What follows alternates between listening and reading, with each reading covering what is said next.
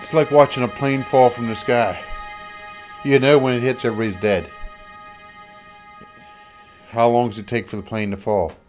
In Brooke's case, it took about a year and a half, 2 years.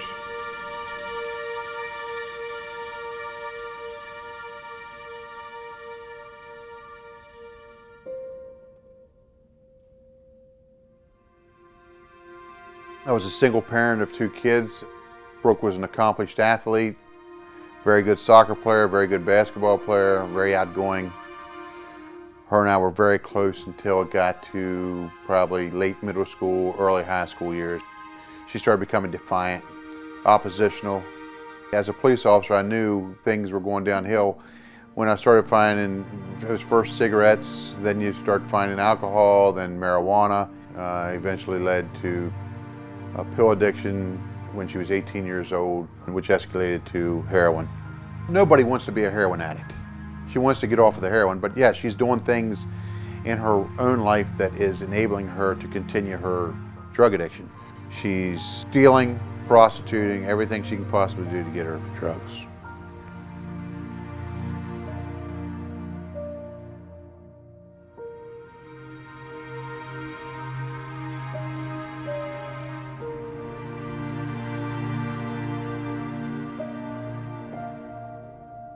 And she was out for about 2 weeks, and things were going okay, but she was not able to find a job or anything like that. I mean, think about it. Nobody's going to hire a 19-year-old with needles on her record, been out of jail for less than 2 weeks. She passed me here on the street in front of the house and swerved at me and held up the I love you sign to me. So that night when I got home, she was here. We talked. I pulled my car in. Actually, it was a police cruiser I had. I pulled the cruiser in right behind her so she wasn't able to get out. So the next morning, my wife and I get out of bed, and we see tire marks through the yard where she had got the car out and left. So we searched high and low for her. We called everywhere. We was unable to find her, which was very unlike her. Even when she was in active addiction, she would still respond to us and let us know she's okay. What happened was she left here that Sunday night, and she went into Summit Avenue in Hagerstown, Maryland. She got some heroin and overdosed. She was able to come to a little bit, and then they gave her some more heroin. This time when she started to overdose, they got scared in the house, and they threw her out on the street. 6 o'clock in the morning. She drove to a nearby sheets store, and she called her sponsor, and her sponsor told her, you know, you need to call your dad. And she said she wasn't going to call her dad because she'd already let him down enough. She then drove to a nearby church where she played basketball as a kid. And she crawled in the back seat of her car, and that's where she died from the heroin overdose. I went and picked up my wife. We went to the church parking lot and identified her body. A few days after that, when we had the funeral,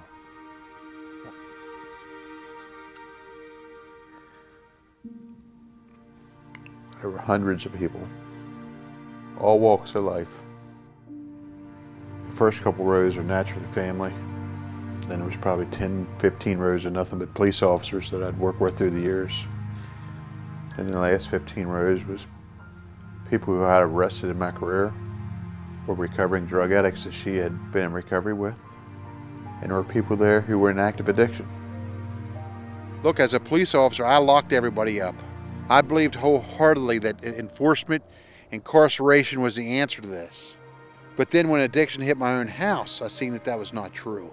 What we need is we need drug treatment. We got to help the person.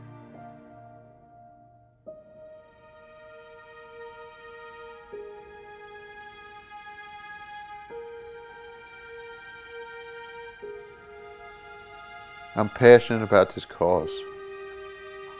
And I sure as hell hope that when we get Brooke's house built, there'll be less people have to go through what our family's been through.